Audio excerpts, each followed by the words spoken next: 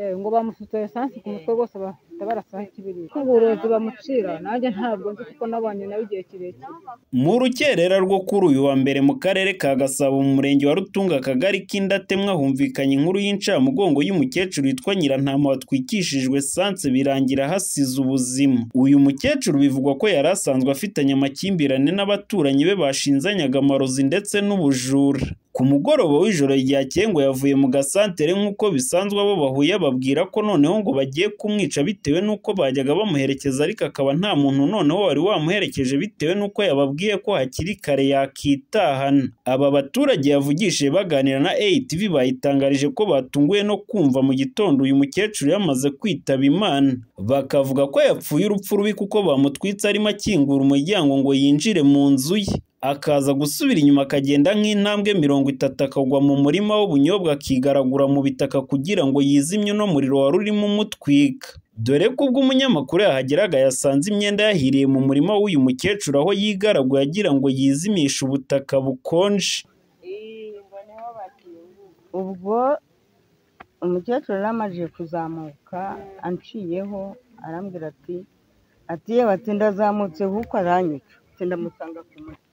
Naje kubyumva narindi mu rugo ariko ku buryo naje kubyumvamo naje kumvamo yuko bamumennyeho lisansi bamurasiraho imyambi myinshi ngiyi iraboneka arimo gukingura kuri rarembo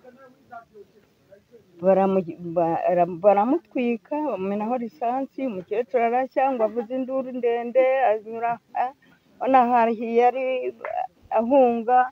Nibwo ageze hariya yikubise hasi nyine yashyaga yigaragura harinda ashirira hariya baza kumbwira yuko yagiye neza byarangiye.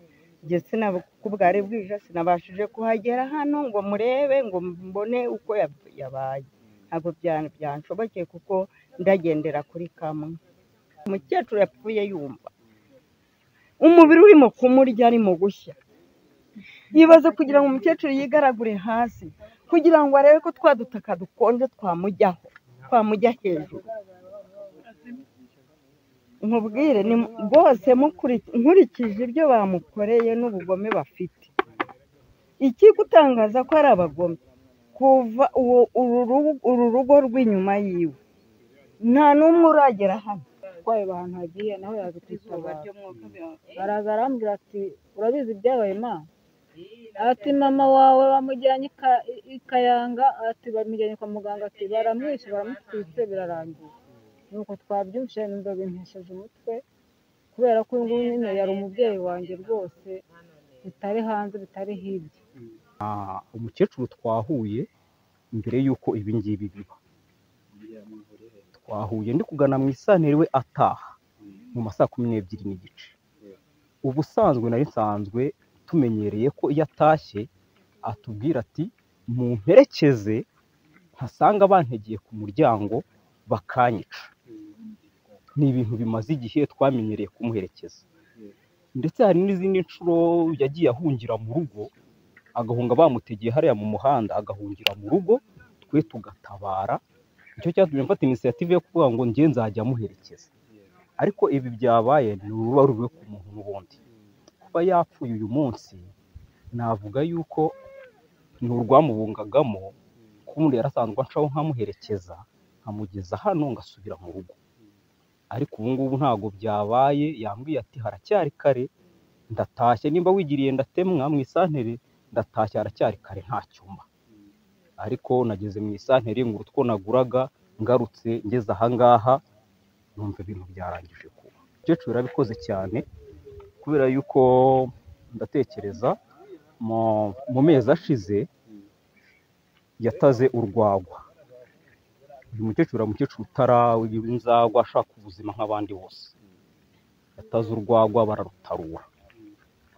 Amaze kurutarura nyuma barabyigamba ararega.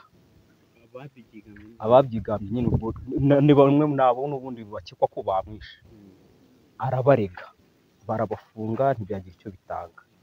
Akurikizaho kwishingana. Ibi bintu byabaye ubuyobozi bw'akagari bwari bubizi ko yishinganye, umurenge wari ubizi ko yishinganye, sibyo? rero kuba yapfuye uyu munsi ntabwo wavuga ko atari yarishinganye. Aba baturage basaba ko ababa bakoze ibi bakurikiranwa bagahanwa bikomeye, ariko nanone bagasaba abayobozi kujya bakurikirana ibibazo by'abaturage bakabikemura batarageraho kwicana, kuko ngo bino bibazo by'amakimbirane y'uyu muryango bari basanzwe babizi kandi bazi ko bihari. Twasaba rwose nge nkubwiza ukuri, ikintu twasaba abantu bakoze ibi bakoze ntabwo ari byiza, nta nubwo bidushimishije. Twebwe icyo dushaka ni uko ubutabera bugomba kumuhana bukurikije, nawe agapfa nk'uko uyu mukecuru wacu yapfuye, kuko byatuvukije byinshi. Ahubwo wenda twebwe hari ikintu dusaba nk'abaturage, nimba abantu bafitanye amakimbirane bikagera kuri uru rwego bakabasha kwishingana, bakaba bahabwa ubutabera hakiri kare. Iyi nkuru kandi yemejwe n'umuvugizi wa polisi mu mujyi wa Kigali CIP Weraris Gahonzire, yahamirije ATV ko no mukecuru bamutwitse ariko nanone yihanganisha umuryango we kandi awumenyesha ko uzahabwa ubutabera bakoze ibi bagafatwa bagahanwa. Amakuru yamenyekanye muri iki gitondo, abaturage bahamagaye kuri polisi ikorera mu karere ka Gasabo umurenge wa Rutunga, bari umukecuru witwa Nyirantama Constantine w'imyaka 71 wari utuye muri uyu murenge mu kagari ka Ndashemwa mu mudugudu wa Kamusengo, ko yatwitswe n'abagizi ba nabi bakoresheje esanse. Uyu mukecuru yagerageje gutabarwa, ahamagara ambulance mujyana kwa muganga ariko nyuma kwitaba Imana. Iperereza ryahise ritangira kugira ngo hamenyekane abakoze ibyo bikorwa by'ubugizi bwa nabi. Akaba rero hari abafashwe no gukorwaho iperereza. Hamaze gufatwa abantu 6 bari gukorwaho iperereza, ariko iperereza riracyakomeje. Abaturage bagomba kwirinda ibikorwa by'ubugizi bwa nabi, cyane cyane ibingibi bitera impfu.